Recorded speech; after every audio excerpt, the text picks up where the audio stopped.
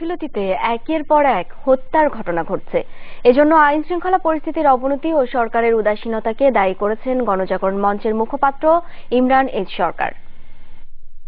আওয়ামী লীগ সহ যে মহাজোট সরকার যারা ইতিমধ্যেই মহাজোট পাঠিয়ে ফেলেছেন, এই সরকারকে আমরা পাঠিয়েছিলাম ক্ষমতায় যে আপনারা জঙ্গিবাদ মৌলবাদের বিরুদ্ধে অবস্থান নিয়ে এই রাষ্ট্রকে জঙ্গিবাদের হাত থেকে মোকাবেলা করবেন। তাদেরকে আমরা মৌলবাদী জঙ্গিদের পাহারা দেওয়ার জন্য ক্ষমতায় পাঠাইনি, পাঠিয়েছিলাম জঙ্গিবাদ থেকে এদেশকে রক্ষা করবার জন্য, এদেশের 16 কোটি মানুষকে নিরাপদে রাখবার জন্য।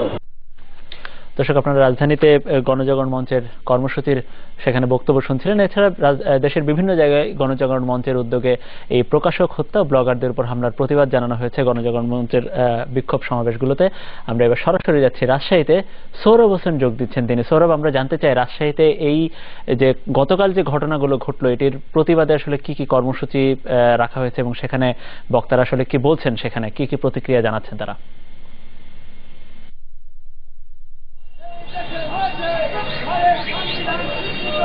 মনির, আসলে ঢাকার মতো রাজশাহীতে আসলে চিত্রটা একটু ভিন্ন, কি কারণে গণজাগরণ মঞ্চের এখন পর্যন্ত কোনো কর্মসূচি আমরা লক্ষ্য করিনি। তবে একই প্রতিবাদে, অর্থাৎ যে প্রকাশকের উপর হামলা এবং হত্যাকাণ্ডের ঘটনায় বিভিন্ন সামাজিক এবং সাংস্কৃতিক সংগঠন তারা কিন্তু আন্দোলন পরিচালনা করছেন এবং বিভিন্ন কর্মসূচি তারা পালন করছেন। আপনি হয়তো আমার পেছনে দেখতে পাচ্ছেন যে এই মুহূর্তে যারা আন্দোলন পরিচালনা করছেন একটি মানববন্ধনে দাঁড়িয়ে বিজ্ঞান আন্দোলন মঞ্চ নামে একটি সাংস্কৃতিক সংগঠন, এবং তারা যেটি বলছেন সেটি হলো যে বাংলাদেশে একের পর এক যেসব হত্যাকাণ্ডের ঘটনাগুলো ঘটছে এবং মুক্ত বুদ্ধি চিন্তা যারা করেন তাদের উপর এই হামলার ঘটনাগুলো ঘটছে, তো যার কারণেই বাংলাদেশের সাধারণ মানুষের যারা মুক্ত বুদ্ধি চিন্তা করেন তাদের বাক রুদ্ধ করে দেওয়া হচ্ছে। তো অবিলম্বে এই সকল হত্যাকাণ্ডগুলো যারা ঘটাচ্ছেন তাদেরকে খুঁজে বের করে তাদের সুনির্দিষ্ট শাস্তি দিয়ে তাদেরকে একটি দৃষ্টান্ত স্থাপনের জন্য তারা সরকারের প্রতি আহ্বান জানাচ্ছেন।